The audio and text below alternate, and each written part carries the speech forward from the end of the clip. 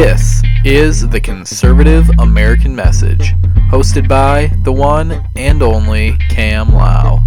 It is Monday, April 22nd, 2024, and you are listening to the 69th episode of this podcast. Stanley Fish said, "Pro-life arguments are now based on scientific evidence, and the pro-choice arguments are not." I apologize that there was no episode last week, guys. I've been super busy lately and just never had the opportunity to record everything. Believe me, I really tried. It was a challenge just getting this episode out, but here we are, so I hope you appreciate it. I've also got some more interviews coming up, which is super exciting. I would love to have even more guests on my show, and the ones that we have had are all thanks to you guys for listening and sharing this show. It really goes a long way to help improve the quality. If you want to support us in what we're doing here at the Conservative American Message, please show us your support by making a purchase in our merch store.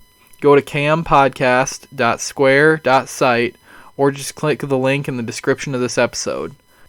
If you want to support the podcast for free, you can at least give us a 5-star rating and follow or subscribe wherever you're listening. And to stay up to date on everything we're doing, follow us on social media at the Conservative American Message on Instagram and Facebook. I want to reach as many people as possible on our social media platforms, but I'm also worried about the young people that are on social media these days. Kids are getting unfiltered access to the internet at increasingly younger ages than ever before. Many parents hand an iPad to their children at like 3 years old, with no restrictions whatsoever. And a majority of the issues that kids are facing today come from social media. The woke agenda is being impressed on them, their mental health is suffering, and predators are using social media to entice children into being sexually exploited. Some really sick stuff is coming out as a result of the internet. Under the guise of anonymity, we have seen a new dark side to humanity. So why would we want to subject our kids to any of that? Kids should not be allowed on social media. To be honest, most of us probably shouldn't be, but especially not vulnerable kids. I think I got my first smartphone when I was like 13, and I was one of the last of my friends to get one. Some kids had them since they were 10. Parents are now just handing out devices like candy at like 3 years old. I think it's the easy way out for lazy parents. Trying to get a kid to play and having to watch them the whole time is a whole lot harder than just throwing them on the couch in front of Netflix. It's becoming a real problem for today's youth, and I don't blame all parents. Some are just naive to the technology that we have today and all the dangers that go along with it. It's still very new to some older generations, but most of the parents out there today are just plain lazy and don't care. Step it up and protect your kids, guys.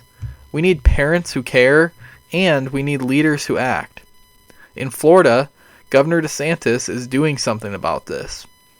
He signed legislation that bans minors under the age of 14 from having a social media account at all, and it requires minors under the age of 16 to have their parents' consent. Florida is the first state to adopt this kind of legislation that keeps kids off social media, and I think it's a really good idea. But I'm not certain that it's going to be able to be enforced. Most kids are already too young to use these apps when they sign up, so they already are making up fake birthdays to get around the policies that the app makers have put into place themselves. So it might not be as effective as legislators hoped, but it is at least a step in the right direction and gets the conversation going. I want to point out that this is not a Republican issue. Although those in the Republican majority in Florida wrote the bill, Republicans and Democrats alike signed on to it. Protecting our kids is not a partisan issue, at least it shouldn't be. Anyone who thinks that kids should be allowed on social media at such young ages is more than likely a sexual predator. And that includes all of the organizations and activists that will inevitably take this law to court. We don't allow our children to smoke, vote, drink, or gamble, and social media is far worse than all four of those combined. While Florida is taking some action to protect kids, Arizona is going even further.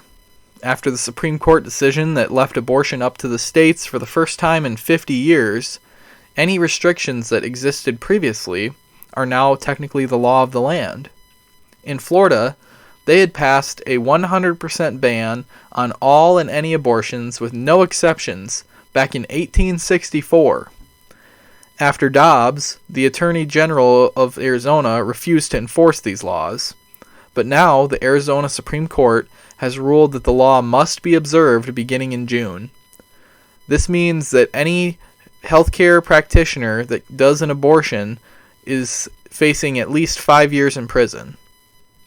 If they want to repeal the law, they have to do it through the state legislature. And the Arizona House is now controlled by Republicans, who will not allow any change to the 1864 law.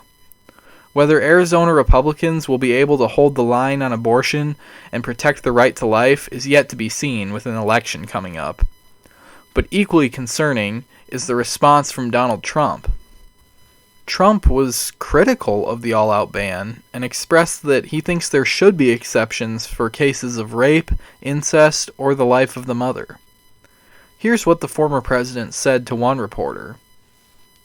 Did Arizona go too far? Yeah, they did, and that'll be straightened out. And as you know, it's all about states' rights. That'll be straightened out. And I'm sure that the governor and everybody else are going to bring it back into reason, and that will be taken care of, I think, very quickly. What do you think about Florida? Florida's probably maybe going to change also. See, it's all it's the will of the people. This is what I've been saying. It's a perfect system.